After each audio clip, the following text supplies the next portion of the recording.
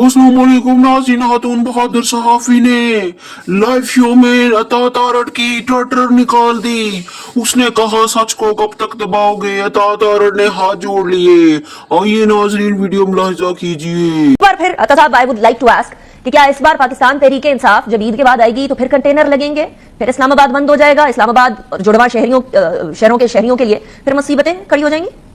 देखिए, सियासी जमातों में दो तरह के प्रोटेस्ट होते हैं। एक प्रोटेस्ट करती है जमात इस्लामी, वो पुरअमन है, उनके साथ खवातीन भी आती हैं, बच्चे भी आते हैं और खवातीन की इज्जत भी महफूज रहती है और वहां पे अफाम तफहीम से बड़े अच्छे माहौल में वो अपना प्रोटेस्ट करते हैं। उन्होंने पहले किया।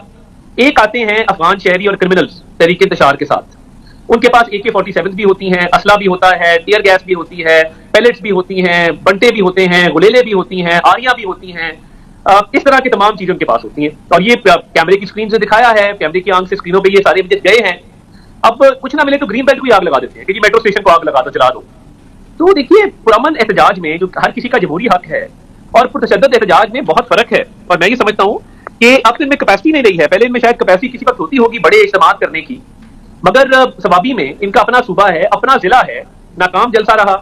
आपने दूसरी तरफ देखा कि मरीम नवाज शरीफ साहब ने नारोवाल में और वज़ीर शहबाज शरीफ साहब ने डेरा गाजी खान ने एक जम्मे गफीर से खिताब किया। बहुत बड़ा मजमा था, एक मैमथ क्राउड था जिसको आप कहते हैं।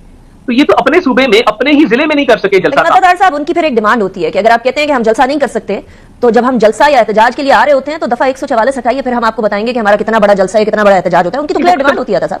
वो कतन ना बताएं हमें, बिकॉज हम किसी अफगान शहरी को, किसी क्रिमिनल को, किसी टेररिस्ट को ये काम नहीं करने देंगे। और वो जो टीयर गैस भी फायर कर रहे थे, उन्होंने मास्क पहने हुए थे और बाकायदा कोई एक अजीब सा यूनिफॉर्म था जिन्होंने पहना हुआ था।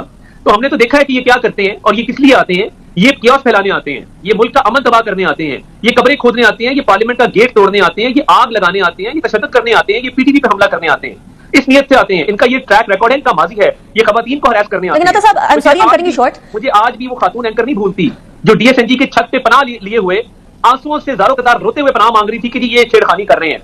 लेकिन अता साहब, the problem is, I am sorry I am cutting you short, लेकिन हम सारों को एक ही सफ में खड़े होकर महमूद अयाज नहीं कर सकते ना। अता साहब, होते होंगे क्रिमिनल एलिमेंट, आप उनको पकड़िए, जिनके पास असले है उनको पकड़िए, लेकिन जो बाकी शहरी हैं, पाकिस्तान तहरीक इंसाफ की भी एक फॉलोइंग है ना, वो जो एहतजाज करने आ रहे हैं उनको तो उनका हक इस्तेमाल करने दीजिए। होता नहीं है ना क्राउड के अंदर, जब आप मिक्स करके लाएंगे लोगों को, ऐसे तो नहीं हो सकता ना हम ऐलान करें कि टेररिस्ट अलग हो जाओ, क्रिमिनल अलग हो जाओ, ऐसे नहीं होता। ये जब मॉब में उनको छुपा के लाते हैं, और देखिए ट्रैक रिकॉर्ड है ना हर पार्टी का। मैंने आपको जमात इस्लामी की मिसाल दी, आप मुझे जमात इस्लामी का, मैं अपनी पार्टी की बात नहीं करता, जमात इस्लामी का एक जलसा दिखा दे जहां पे गमला भी टूटा हो, पत्ता भी टूटा हो कहीं पे, और इनका एक जलसा दिखा दे जो पुरअमन हो। ये लोग अपने सूबे में जब लोग नहीं इकट्ठे कर सके, ये डिबेट तो बिल्कुल इररिलेवेंट है ना कि ये इस्लामाबाद आएंगे, ये कुछ जलसा करेंगे। ना स्ट्रीट पावर है, पार्टी डिवाइडेड है, ना ये दोबारा आ सकते हैं, ना ये दोबारा आएंगे। अगर करना है तो पेशावर में एक महमद जलसा करके दिखा दें अपने सूबे के अंदर, ये इस काबिल भी नहीं।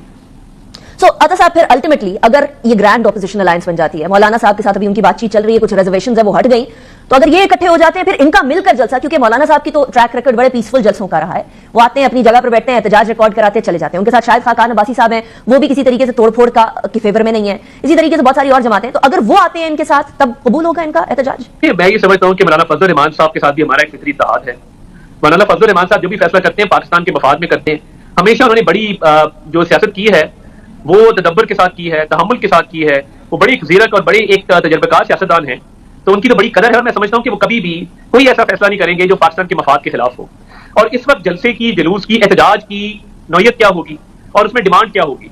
क्या इकोनॉमी डिमांड होगी, महंगाई में कमी डिमांड होगी, स्टॉक मार्केट, शरह सूद, बाहर से रेमिटेंसेस जो आ रहे हैं, ओवरऑल जो एक मुल्क की हालात बेहतर हो रही है। न्यूट्रल बिजनेसमैन भी कह रहा है जी मुल्क के हालात बेहतर हो गए हैं। जो हमारे नाकदीन थे, आपने देखा उसने गौहर एजाज साहब ने बरमला एक महफिल में कहा, और वो क्लिप सोशल मीडिया पे मौजूद है कि जी हुकूमत बहुत अच्छा काम कर रही है, ड्रीम टीम मौजूद है हुकूमत के पास। तो ये जवाब क्या है इस प्रोटेस्ट का? क्या पाकिस्तान की इकोनॉमी को सैबोटाज करना है? वो कहते हैं हाइब्रिड निजाम है, हाइब्रिड निजाम नहीं डेमोक्रेटिक निजाम होना चाहिए। नहीं, अब देखिए ना, ये अब हाइब्रिड निजाम का नारा लगाने वालों से पूछना चाहता हूं कि आपको प्रॉब्लम किस चीज से है?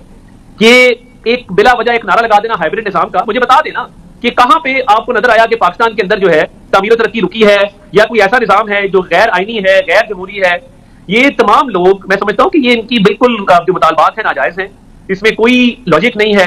और इकोनॉमी बेहतर हो रही है, मुल्क की साख बहाल हो रही है। आपने देखा काउंटर टेररिज्म एफर्ट्स को प्रेसिडेंट ट्रंप ने उसकी तारीफ की, US स्टेट डिपार्टमेंट ने की, US सेक्रेटरी डिफेंस ने की, तमाम US की जो मेन उहदेदारान है उन्होंने की। उधर हमारा बहुत अच्छा दोस्त चाइना पाकिस्तान के साथ चल रहा है, CPEC फेज 2 जो है वो तेजी से आगे बढ़ रहा है, चाइना पाकिस्तान की मदद कर रहा है, SCO पाकिस्तान के अंदर हो रही है। जिन ममालिक में हम जा रहे हैं, जो ममालिक पाकिस्तान में आ रहे हैं, पाकिस्तान की तारीफ कर रहे हैं, तो ये क्या चाहते हैं? किस चीज को सैबोटाज करना चाहते हैं? इनके पास ना कोई केस है, ना कोई दलील है, ना इनके पास कोई लॉजिक है।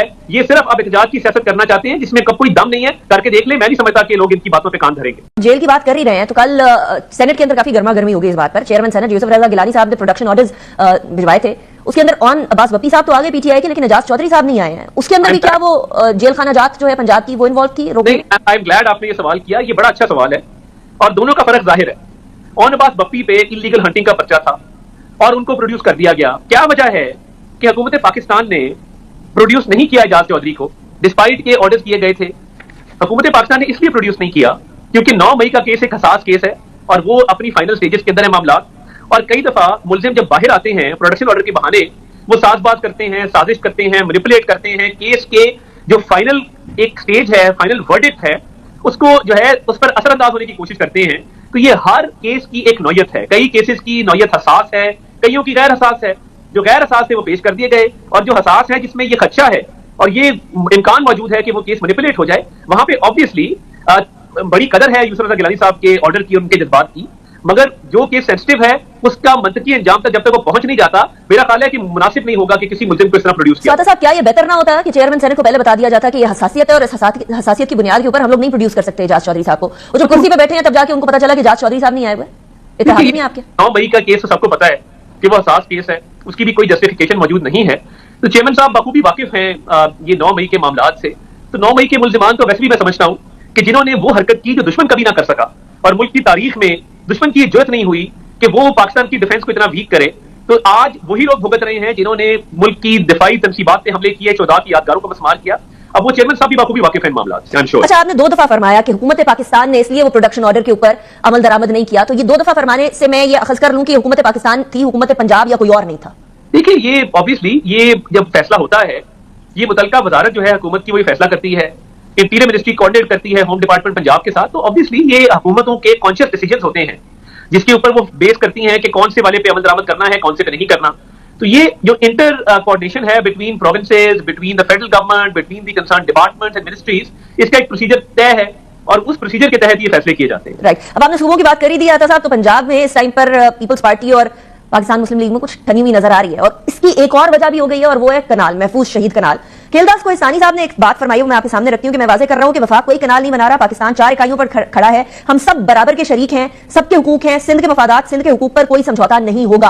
अब एक जगह मैं वफाकी हुकूमत से ये सुन रही थी कि ये तो कनाल बनने वाली है और यहाँ चोलिस्तान को हरा भरा करने के लिए एक इंतहाई अहमियत का हामिल प्रोजेक्ट होगा, और वफाकी हुकूमत से ये सुन रही थी कि ये तो कनाल बनने वाली है और यहाँ चोलिस्तान को हरा भरा करने के लिए। जी तो नाज़रीन, ये थी आज की वीडियो के बारे में जरूर बताइएगा, मेरा चैनल भी सब्सक्राइब कीजिएगा।